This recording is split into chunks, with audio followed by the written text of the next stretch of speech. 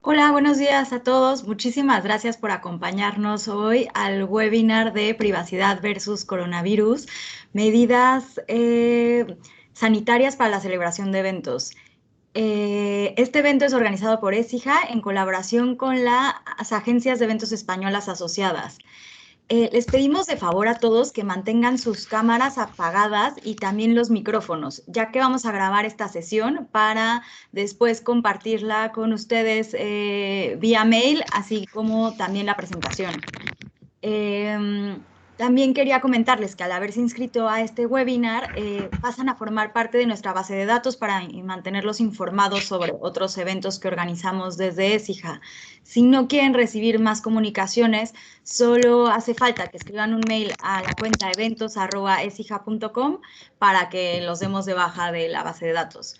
Hoy nos acompañan nuestros ponentes, que son María González, que es socia del área de IT y de seguridad de ESIJA, y mi compañero Rubén, que es asociado del área de IT.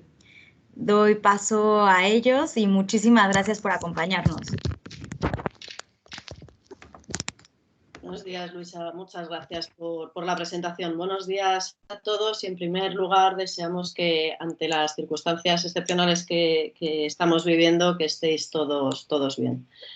Como decía Luisa, mi nombre es María González, soy socia del área de IT, privacidad y seguridad de ECIJA, y junto con mi compañero Rubén de la Higuera, asociado del mismo área, nos haremos cargo de la presente sesión.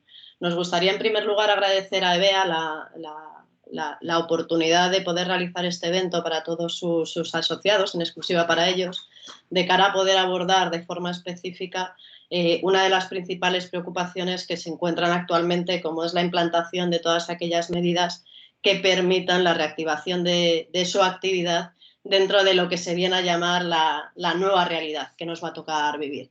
Aspectos importantes o aspectos de gran relevancia, como es la utilización de cámaras termográficas, la utilización de otro tipo de medidas que permitan verificar la salud de los asistentes, de los clientes, de los empleados, y el impacto que todas estas medidas tienen, obviamente, en materia de protección de datos de carácter personal. En primer lugar, para aquellos que no conozcáis ECIJA, permitirnos un minuto exclusivamente para poneros nuestro vídeo corporativo en el que a grandes líneas podréis conocernos un poco mejor.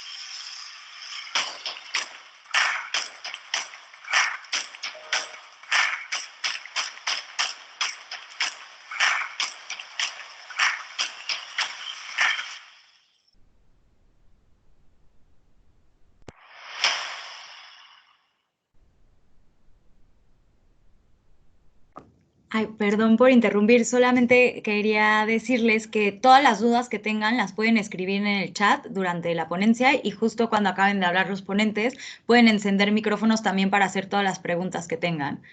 Adelante, María. Gracias, Luisa. Nada, como simplemente comentar un poco más, como habéis podido ver en el vídeo, ECIJA es un despacho de abogados, una compañía de prestación de servicios jurídicos absolutamente 360. Tenemos todo tipo de áreas. Nuestro equipo está formado por 98 socios, casi 550 profesionales, 22 oficinas y a lo largo de 13 países. Destacar además que recientemente, esta misma semana, hemos sido identificados por el ranking de despachos de expansión entre las 5 firmas españolas que más crecen, las 5 firmas españolas con mayor volumen de negocio en el exterior y con mayor presencia en Latinoamérica. Dicho esto, no nos vamos a demorar más. Damos comienzo al webinar sobre privacidad contra COVID, medidas sanitarias para la celebración de eventos.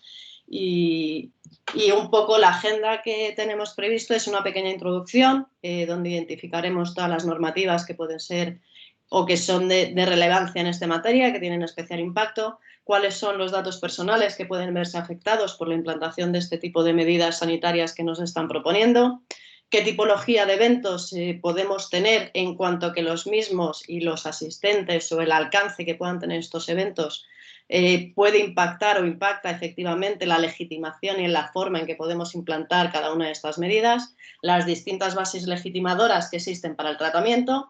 Identificaremos dentro de los principios de tratamiento que exige la normativa sobre protección de datos cómo impactan en la implantación de estas medidas, unas pequeñas conclusiones y luego daremos paso, como decía Luisa, a una ronda de preguntas y consultas en las que podamos atender todo aquello que deseen trasladarnos. Nos las podéis ir trasladando a través del chat y no obstante en esta última fase, pues si lo estimáis, pues se podrán abrir micrófonos y poderlas realizar de forma también verbal. En cuanto a la normativa aplicable, la hemos ido adelantando, principalmente toda la relativa a la protección de datos de carácter personal, encabezada por el Reglamento General de Protección de Datos, el RGPD, y la normativa nacional que desarrolla aquellos aspectos en los que hay capacidad para ello, en materia de protección de datos, como es la Ley Orgánica de Protección de Datos y Garantía de los Derechos Digitales. Debemos hacer referencia también, al hablar de medidas sanitarias y de una situación excepcional en materia de salud pública, de la Ley General de Salud Pública, de la Ley de Prevención de Riesgos Laborales cuando estamos hablando de entornos laborales, de oficinas, de eventos internos donde los asistentes sean, por ejemplo, exclusivamente empleados.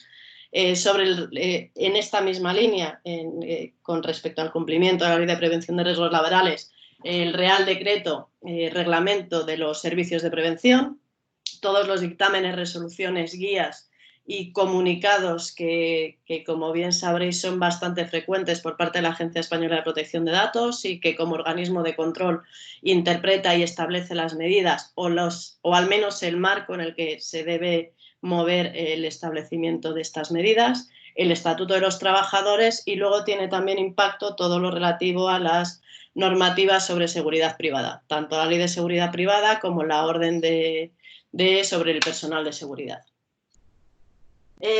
Hay un debate y supongo que todos habréis sido partícipes de lo mismo, lo vemos en los medios de comunicación, lo vemos en las consultas y en la realidad que tenemos dentro del desarrollo de nuestra actividad, que es el debate sobre el derecho a la protección de datos personales contra el interés público en el ámbito de la salud pública. Hay una cosa que queda clara y es que la normativa sobre protección de datos no puede ser un obstáculo para la lucha contra epidemias sanitarias transfronterizas como la que estamos viviendo con el COVID-19.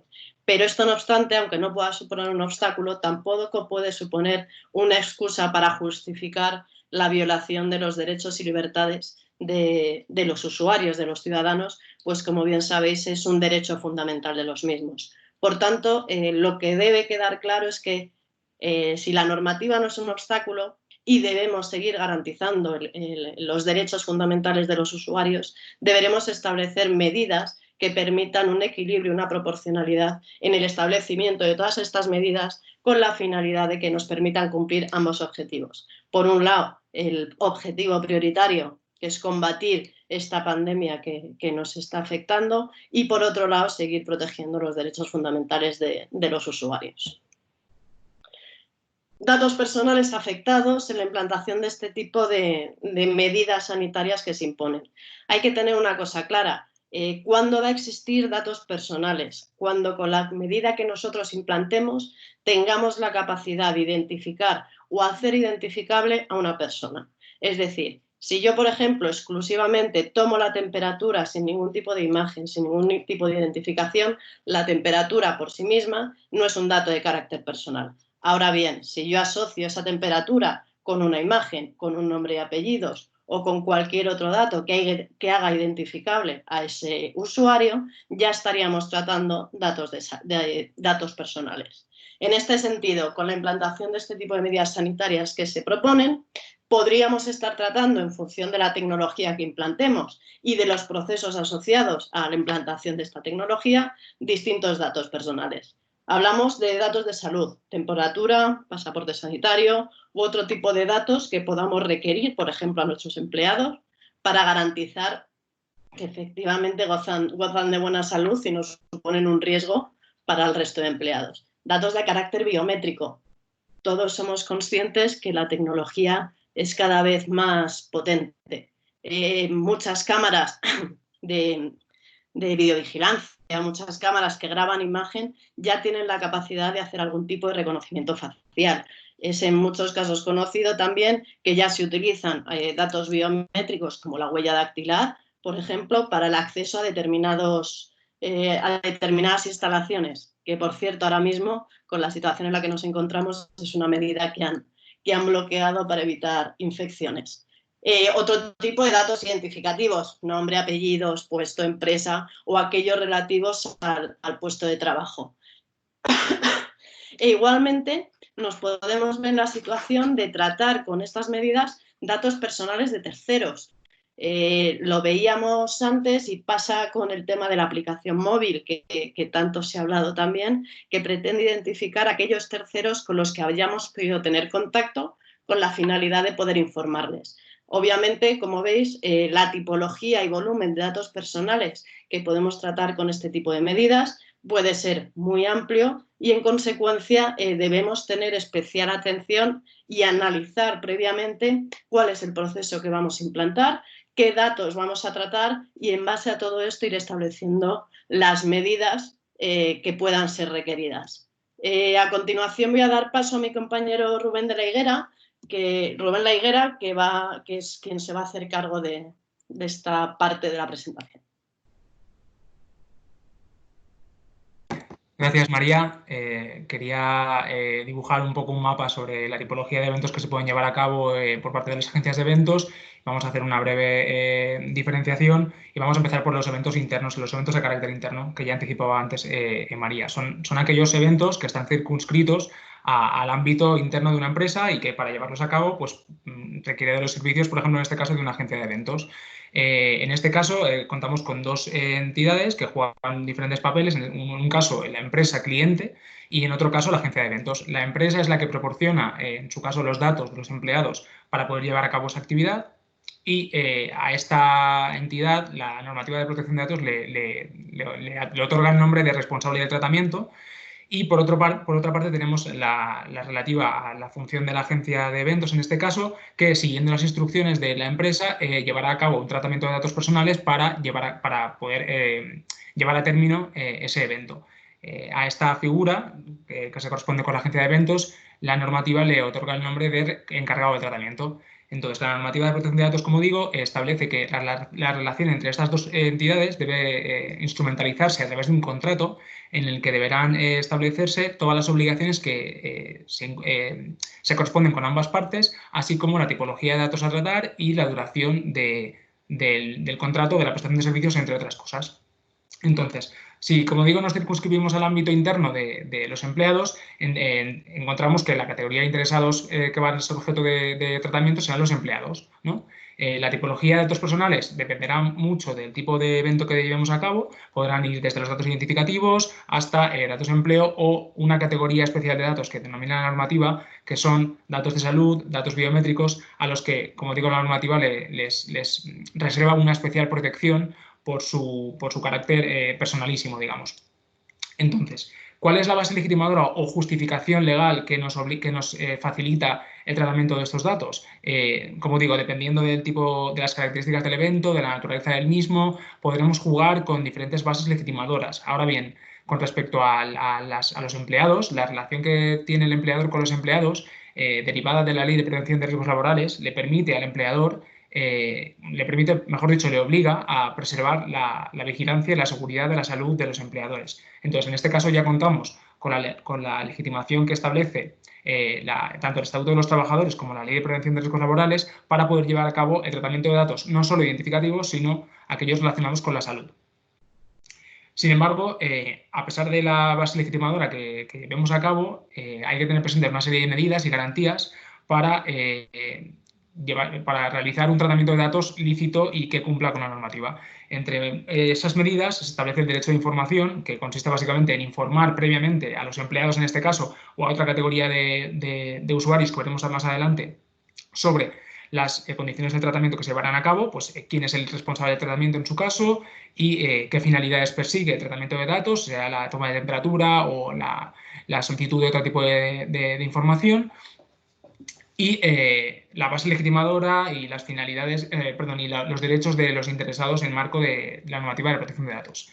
En este caso hay una peculiaridad y es que la Ley de Prevención de Riesgos Laborales establece que las medidas de vigilancia y control de la salud deberán llevarse a cabo exclusivamente por personal sanitario. Y ahora veremos cómo en el marco de otro tipo de eventos esta disposición sufre cambios porque se adapta a, como digo, a otras realidades. ¿De acuerdo? Si pasamos a la tipología de eventos relacionados con los eventos externos, encontramos que la categoría de interesados se amplía. Es decir, ya no estamos hablando de un evento interno que está relacionado solo con los empleados, sino que pueden participar en ellos otro tipo de individuos, ¿no? Aquí, por ejemplo, la agencia de eventos podría ostentar tanto la condición de responsable del tratamiento como la condición de encargado.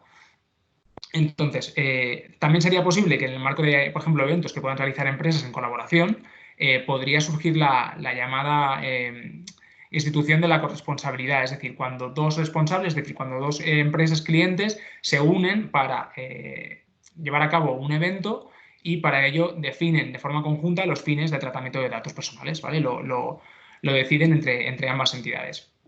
Entonces, como decíamos, la categoría de interesados en este caso se amplía, ya no solo hablamos de empleados, sino que podemos hablar tanto de clientes de dichas empresas como potenciales clientes, otros invitados que consideren las empresas que realizan el evento o visitantes, ¿vale? Entonces, con respecto a la tipología de datos personales, volvemos a lo mismo, dependerá del tipo de evento que se vaya a realizar. No es lo mismo, evidentemente, un evento gastronómico, un evento más formal o una conferencia, para verificar exactamente qué tipología de datos personales será necesario tratar. Entonces, como decíamos, el rango es muy amplio, puede abarcar desde datos identificativos, de empleo y de salud.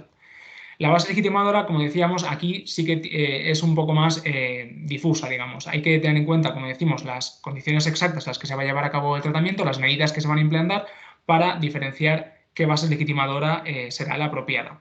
En un caso, tenemos que la base legitimadora para tratamiento de datos, digamos, no sensibles será un elenco que establece la normativa, o para aquellos tratamientos que suponen una mayor injerencia, como los relativos a datos de salud o datos biométricos que comentábamos antes, tienen una base legitimadora reforzada y que pueden utilizarse de forma excepcional y con las garantías adecuadas que luego veremos. Con respecto a las medidas y garantías a las que me voy a referir posteriormente, de nuevo encontramos el principio de información, es decir, ya no solo con respecto a los empleados, sino con respecto a cualquier tipo de usuario del que seamos responsables en materia de protección de datos, deberemos proporcionarle la información previa para que sea consciente tanto de la identidad de la persona que va a tratar, de la entidad que va a tratar sus datos, como las finalidades concretas del tratamiento, y cumplir asimismo los principios de tratamiento que ahora veremos de forma más detallada. Entonces, por último ya, para esta tipología de eventos encontramos las ferias, que supone dar un paso más digamos, en la amplitud de aforo o de tipología de usuarios que pueden encontrarse en este tipo de eventos, ¿no? Entonces, la característica principal es que pueden encontrarse en una misma feria varios eventos independientes, con los que es posible que cada entidad pueda implementar sus medidas de acuerdo con la naturaleza del evento, como decíamos antes, pero además contamos con las medidas que implementará la entidad que se encarga de alojar los eventos, como puede ser, por ejemplo, IFEMA, que seguramente por su propia cuenta y de forma independiente y acumulable implementará las medidas de seguridad que considere oportunas, quizás en la entrada o en otros espacios físicos de la IFEMA, por ejemplo, en este caso, ¿no? Entonces, vemos que la categoría de interesados se amplía un poco más, ya no hablamos de empleados, ya no hablamos solo de clientes relativos a las empresas que han organizado los eventos, sino a cualquier visitante que pueda encontrarse en las instalaciones por ejemplo, de una feria de muestras. La tipología de datos personales sufre lo mismo que hemos comentado antes. Los datos identificativos suelen ser los más básicos, pero puede llevarse a cabo muchísima tipología de datos personales en función de las finalidades que persigamos con el tratamiento de datos, ¿verdad? La base legitimadora es lo mismo que ocurría antes. Habrá que valorar el supuesto concreto para verificar exactamente qué tipo de datos se van a utilizar y en función de ello atribuirle una base legitimadora correcta y que nos permita llevar a cabo esa finalidad con todas las garantías.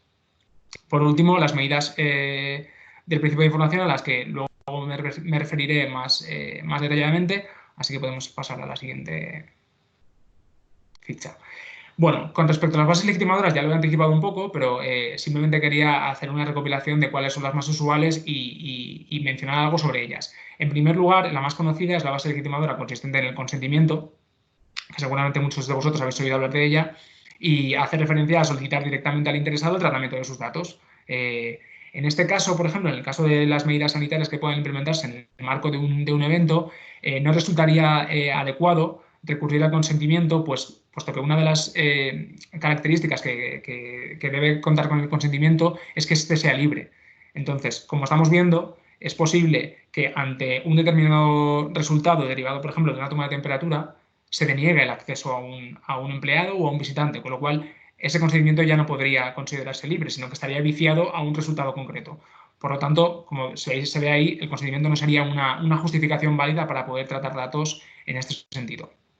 Pasando a la obligación legal, como hemos visto, por ejemplo, en el caso de los eventos internos, sí sería una base legitimadora adecuada, puesto que hay una obligación del empresario para tratar los datos de los empleados y vigilar y asegurar su salud y seguridad, con lo cual ahí estaríamos con una obligación legal que deriva de la Ley de Prevención de Riesgos Laborales y de la capacidad del empresario que le reconoce el Estatuto de los Trabajadores. Por último, con respecto al interés legítimo, ya la agencia española, bueno, en primer lugar, mencionar brevemente que el interés legítimo supone permitir a una entidad que trate datos sin contar con el consentimiento de los mismos, porque ante un equilibrio entre los derechos fundamentales del interesado, es decir, del usuario, y los de la empresa, se considera que prevalecen los de la empresa. Sin embargo, como tratamos datos de salud en este caso y en no todos los casos los derechos y libertades, los derechos, digamos, de la empresa van a neutralizar los derechos y libertades de los empleados, no será posible acudir a esta base legitimadora y, sin embargo, nos iremos al interés público, que podrá tener una doble vertiente.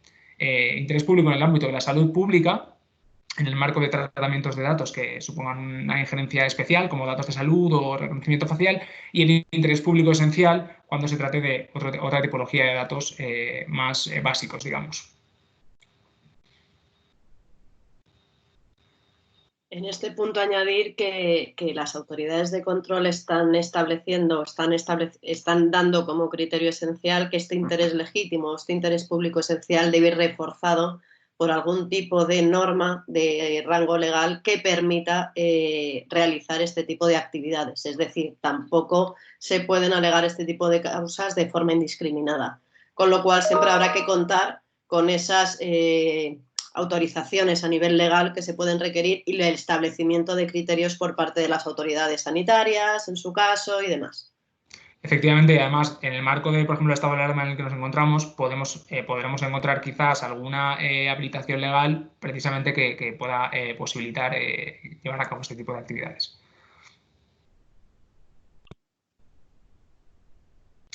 Vale.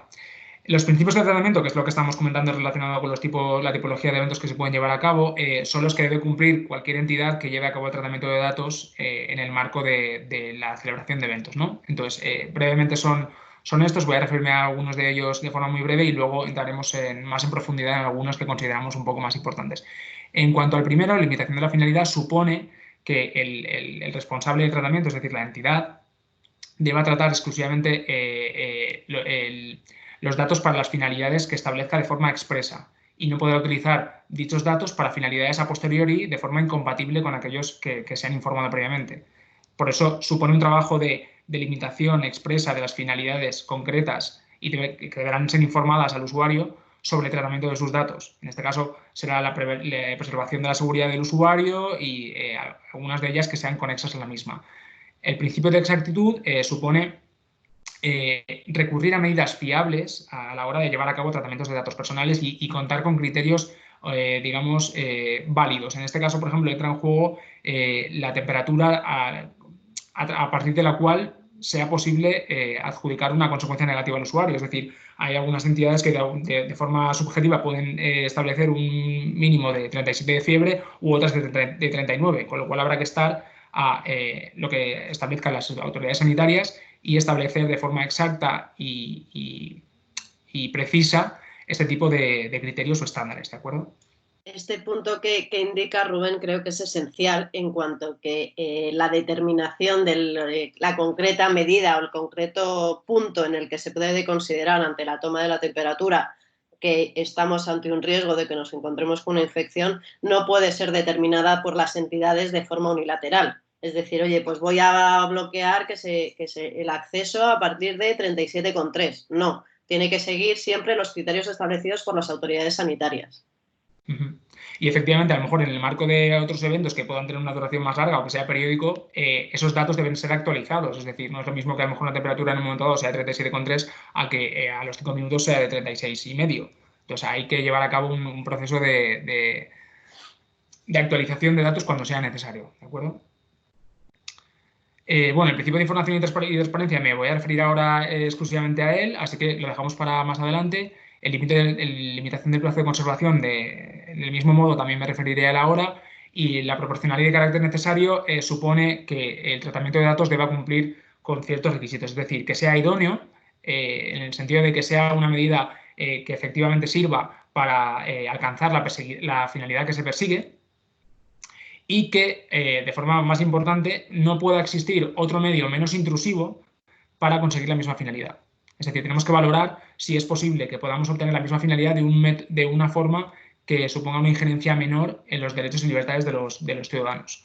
Y respecto a la confidencialidad, luego veremos quién puede tratar este tipo de datos y varias cosas más que resultan de relevancia con respecto a este principio.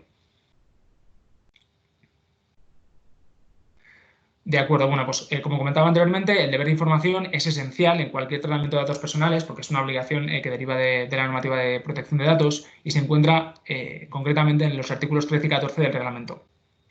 ¿Qué supone este artículo? Supone proporcionar al interesado de forma previa al tratamiento de sus datos sobre este tipo de criterios que establecen aquí. Es decir, sobre la identidad del responsable, quién es esa entidad que va a tratar sus datos y, en caso de que cuente con un delegado de protección de datos, los datos de contacto del mismo. Las finalidades del tratamiento, es lo que hemos comentado antes. Determinar de forma precisa y clara cuáles son los fines que se persiguen con el tratamiento de esos datos y cuál es la base legitimadora que aplica en cada uno de ellos.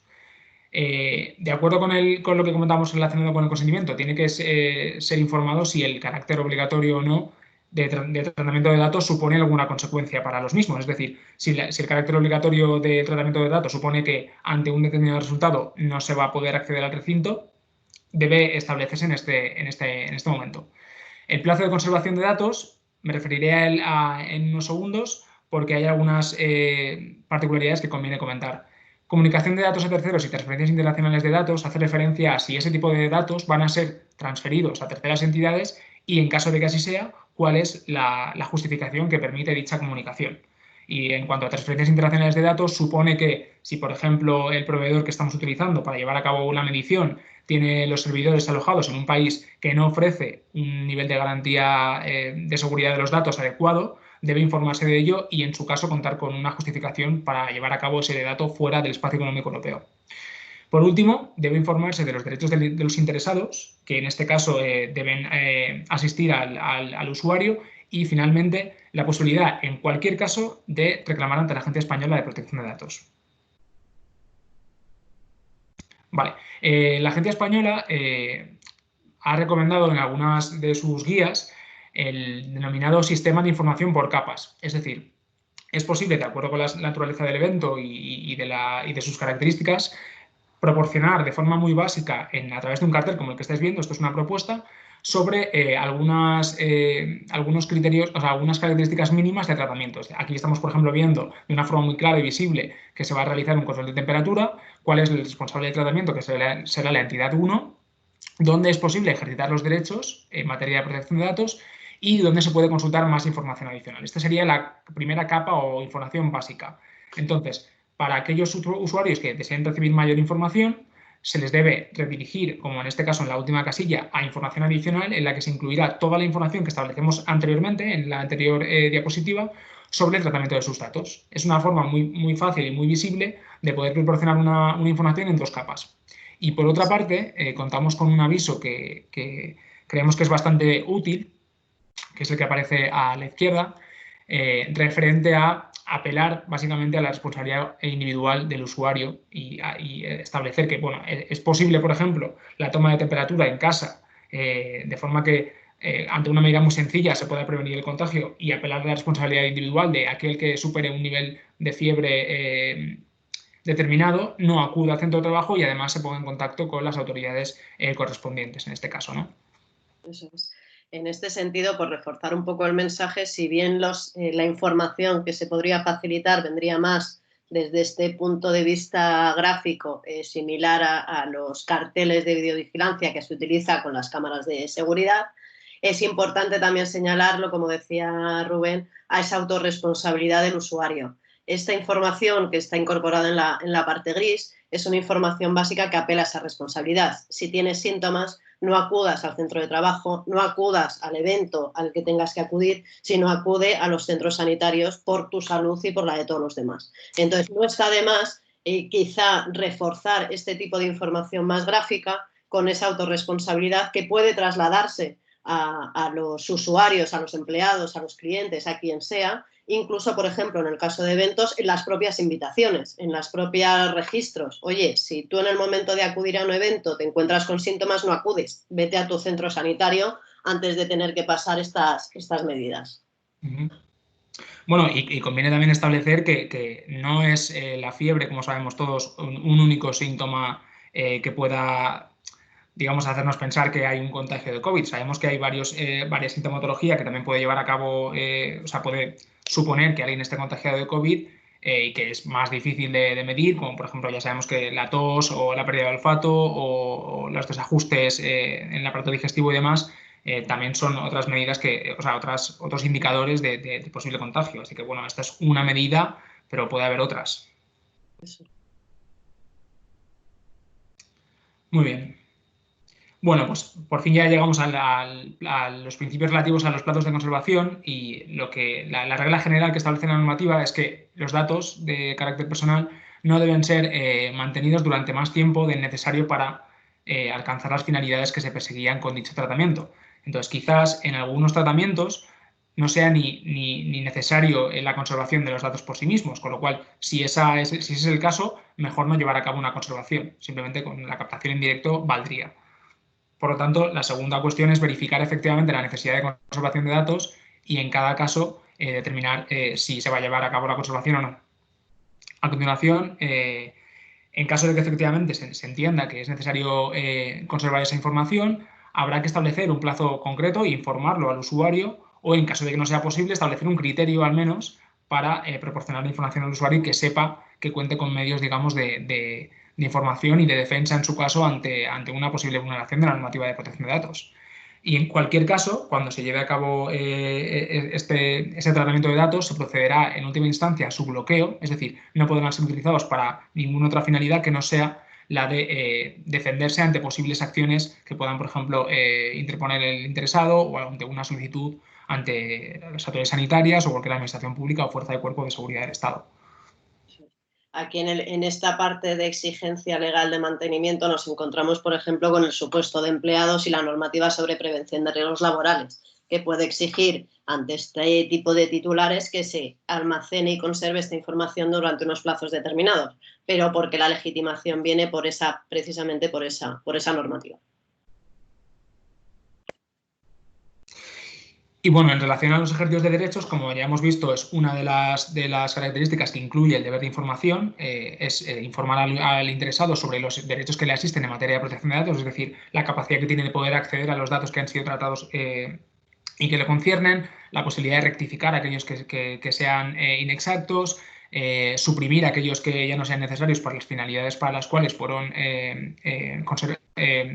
recabados en primera instancia, etcétera. Entonces, como decimos, es importante informar sobre los derechos que le asisten a los interesados y se puede llevar a cabo esta actividad de dos formas. A través de soporte papel, como decíamos, quizás en una primera capa se puede acudir a un cartel y luego dirigir a una página web o a una cláusula informativa que se pueda proporcionar al interesado en un momento dado, o a medios telemáticos, a través de un correo, a través de una página web, o etcétera. Entonces, los plazos de contestación ante un posible ejercicio de derechos están establecidos por la normativa y son de un mes. Entonces, hay que tener en cuenta estos plazos, porque en caso de que se superen, podría conllevar una sanción por parte de la agencia española ante una no contestación de ejercicio de derechos por parte de un interesado. En este tema del plazo de contestación del ejercicio de derechos, señalar que este plazo no se ha visto objeto de la paralización de plazos administrativos señalados por el estado de alarma, es decir, sigue vigente. Si bien la contestación efectiva, como se señala en esta parte, del contenido que se deba dar respuesta puede ser demorado, pero sigue vigente. Al igual que, por ejemplo, que el de las brechas de seguridad, simplemente por una pequeña cuña. Vale, y tomo ya yo de nuevo la palabra. Como decíamos anteriormente y adelantaba muy bien Rubén, dentro de los principios de tratamiento encontramos además aquellos relativos a la confidencialidad. Como adelantaba, principalmente los datos de salud deben ser tratados por aquellos que tengan un especial deber de confidencialidad, principalmente por personal sanitario, y en algunos casos, como comentaba mi compañero Rubén, se podría llegar a habilitar, por ejemplo, al personal de seguridad, en base a su normativa de seguridad privada, de un especial derecho de confidencialidad, una especial exigencia de confidencialidad que permita el tratamiento de estos datos en determinadas condiciones. Debemos tener en cuenta que este deber de confidencialidad se puede establecer de múltiples formas, bien con carácter contractual, en el contrato de trabajo, en un acuerdo de confidencialidad adicional a esa relación contractual o vinculado a la misma en caso de servicios especiales, como podría ser el caso del personal de seguridad ante determinados eventos, o de forma estatutaria directamente en los estatutos de cada uno de estos sectores, como pasaría en el caso del personal sanitario. Otro de los principios que debe tenerse en cuenta, antes de cerrar el tema de la confidencialidad, es importante también que todo el mundo que intervenga en el tratamiento en alguna fase en la que sea de este tipo de datos o de este tipo de tratamientos debe estar sujeto a este deber de confidencialidad y secreto, porque es uno de los caracteres básicos, tanto de la relación laboral que pueda existir dentro de esa prestación de servicios, como dentro de la propia prestación de servicios con un cliente proveedor o terceros, ¿vale? El deber de secreto y confidencialidad es básico. En cuanto a la proporcionalidad del tratamiento, creo que lo hemos ido adelantando a lo largo de toda la sesión y hay algo que se debe tener muy en cuenta. No podemos establecer criterios claros sobre las medidas o controles específicos a implantar con blanco y negro, sino que debemos evaluar en cada caso la proporcionalidad del tratamiento, las características del evento que vamos a realizar, las características de los titulares y también, y muy importante, la tecnología que vamos a utilizar. Ahora mismo la tecnología nos puede ofrecer múltiples funcionalidades, desde la mera toma de temperatura sin captación de dato alguno adicional, con toma de temperatura con imagen, toma de temperatura con una imagen que además nos puede llegar a permitir una identificación a través de unos rasgos biométricos. Es decir, tenemos que evaluar todos estos aspectos para determinar y hacer un análisis de proporcionalidad que nos permita determinar si efectivamente la medida que pretendemos implantar es proporcional a la finalidad y el objetivo final del tratamiento, y por otro lado determinar las medidas concretas que vamos a tener que implantar para la seguridad de ese tratamiento. Seguridades de múltiples puntos, legales, como decía Rubén, información a los usuarios, ejercicio de derechos, pero también medidas de seguridad propias de los procesos corporativos que se puedan llevar a cabo dentro de los sistemas organizacionales y demás, y medidas de seguridad técnicas en cuanto a las propias cámaras y los sistemas asociados que vayan a tratar todos esos datos. Todo esto... Perdón, no, simplemente quería apuntar que con respecto al principio de proporcionalidad también entran en juego las medidas organizativas, porque hemos visto, por ejemplo, en los medios últimamente que precisamente por esas particularidades relativas a las medidas organizativas, el hecho, por ejemplo, de contar con una enorme a la entrada de un evento en el que todo el mundo es consciente de quién da un determinado resultado de temperatura y abandona la fila, con lo cual ya se derivan consecuencias negativas para ese individuo y además se presumen que pueda, por ejemplo, estar contagiado. Eso evidentemente tiene una consecuencia importante para el usuario. Entonces, esas medidas organizativas de cómo llevar a cabo, por ejemplo, esa medición o esas medidas de seguridad también tendrán vital importancia. Se habla también de, por ejemplo, poder redirigir a un cuarto individual a la persona a la que va a ser sometida a una medida de toma de temperatura, etc. En ese tipo de detalles también hay que tenerlos en cuenta a la hora de cumplir con la normativa. Eso es. Esto que comenta Rubén está también de actualidad, porque ayer o antes de ayer salió en prensa que hay una compañía de seguridad privada que ha sido denunciada precisamente por cómo estaba ejecutando la toma de temperatura en determinadas instalaciones. Que queda en denuncia, todavía no se ha abierto procedimiento ni nada por el estilo, lo que pasa que el titular, obviamente, pues, es sensacionalista. Siguiendo con lo que estábamos diciendo, y en esa evaluación de la proporcionalidad hay un principio establecido por la normativa de protección de datos, que es el que habla de privacidades del diseño y por defecto. ¿Esto qué quiere decir? Con carácter previo y relacionado con este análisis de la proporcionalidad y en esa evaluación de qué queremos hacer, qué tecnología vamos a utilizar, qué funcionalidades nos va a permitir obtener, qué datos vamos a tratar, cómo los vamos a almacenar, debemos hacer estas evaluaciones de privacidades del diseño.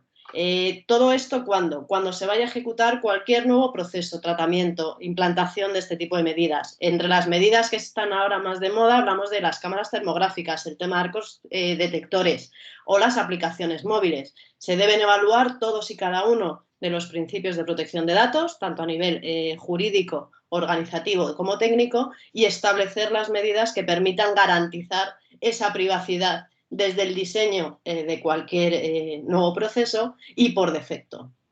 Esto es importante también tenerlo en cuenta porque la normativa de protección de datos, ante determinados tratamientos que puedan suponer un riesgo alto sobre la privacidad del usuario, como puede ser el uso de tecnologías innovadoras, el tema de geolocalización o el tratamiento de datos especialmente sensibles, como son el tema, decíamos, de la salud y demás, exige que las entidades tengan una evaluación de impacto.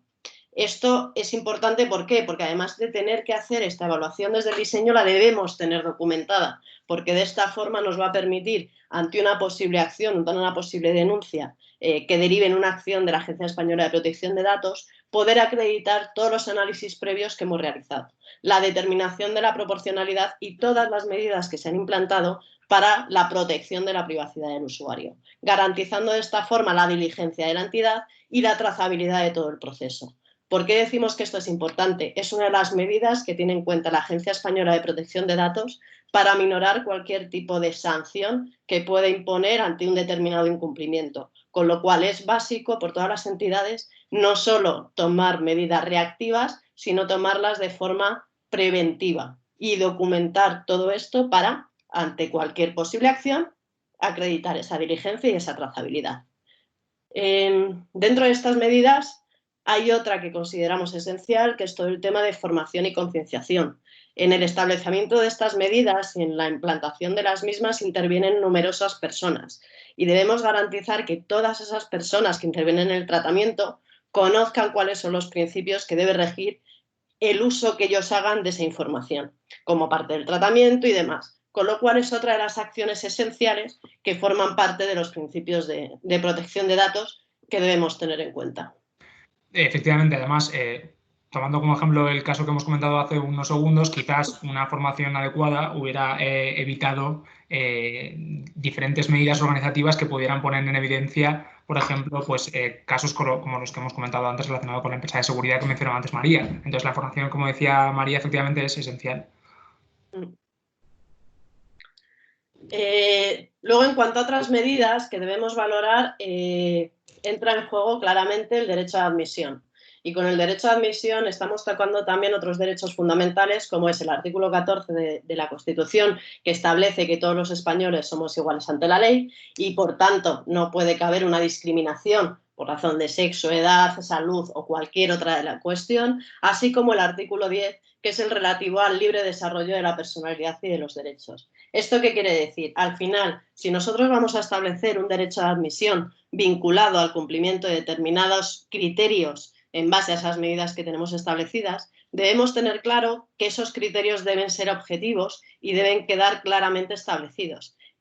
Además de los que establece la ley, como por ejemplo puede ser el tema de una edad mínima de acceso, seguridad de las personas e instalaciones, un aforo legal que haya establecido, se pueden establecer medidas, pero siempre deben contar con una autorización administrativa que autorice el uso de ese control o ese criterio para limitar el acceso a determinadas instalaciones. De este modo volvemos a reforzar algo que hemos comentado anteriormente. Las medidas y los criterios que establezcamos en cuanto a la temperatura por la que se va a impedir el acceso a una determinada instalación, por ejemplo, debe venir autorizada o debe venir regida por los criterios que se establezcan por las autoridades competentes. Por un lado, la autoridad sanitaria y por otro lado, si hablamos, por ejemplo, de comercios y demás, por consumo, ¿vale? Entonces, es importante tener en cuenta que esos criterios para establecer la admisión o no deben ser objetivos, deben ser informados y, en todo caso, y muy importante, no pueden suponer una discriminación de cualquier ciudadano, ¿vale? Y luego, por último, nos hemos centrado en el tema de cámaras, toma de temperatura y demás, pero como bien todos sabéis, además de este tipo de medidas, se establecen otras muchas que deben ser establecidas de forma complementaria. Hablamos de limitaciones de aforo. Existen también medidas y tecnología que nos permite acreditar qué aforo tenemos ante, por ejemplo, la entrada y salida en un determinado centro comercial para garantizar esa limitación de aforo que nos exigen. Hablamos de un distanciamiento mínimo entre personas, con lo cual también tendremos que garantizar dentro de esos eventos cómo vamos a garantizar o vamos a controlar que existe ese distanciamiento mínimo. El tema de medidas de higiene. Ante una realización de eventos, si nos están estableciendo medidas concretas de higiene, oye, pues pongamos a disposición de los asistentes los geles hidroalcohólicos, mascarillas en principio si fuese necesario, guantes o aquellas otras que se estimen necesarias para fomentar esa medida de higiene. Hablan también de instalación de mamparas de seguridad. Habrá que ir viendo qué se puede adaptar en cada uno de los eventos o en cada una de las circunstancias para ver qué medidas son implantables. Y sobre todo, y fundamental y básico, que por desgracia no depende de una entidad, sino que depende de cada uno de nosotros, que es la responsabilidad individual. Debemos fomentar que cada usuario, cada asistente, cada empleado sea también consciente y responsable sobre las condiciones que debe seguir para garantizar la salud tanto de su propia persona como del resto de usuarios. Y un poco esto es el avance, los puntos claves que existen ahora mismo. Como todos sabéis, en estos días están cambiando los requisitos, los criterios y las condiciones prácticamente en horas y estamos muy pendientes desde ECIJA de qué criterios hay que tener en cuenta para adaptarnos a todos estos requisitos. Dicho esto, os damos la palabra, agradeceros de nuevo la asistencia. Si tenéis dudas, consultas, es vuestro momento y a vuestra disposición quedamos.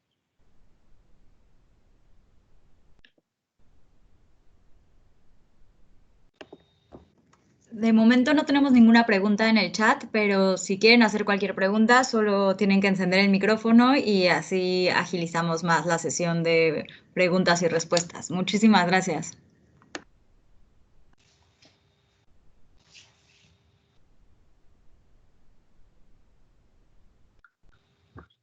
Bueno, si nadie se anima, de todas formas, tenéis nuestros datos de contacto, os harán llegar, entiendo, la presentación y cualquier cosa que podáis necesitar para ver qué criterios seguir o cómo adecuar todas estas medidas a la reactivación de vuestra actividad, no dudéis en poneros en contacto con nosotros, que estamos a vuestra disposición para poder atender esas necesidades.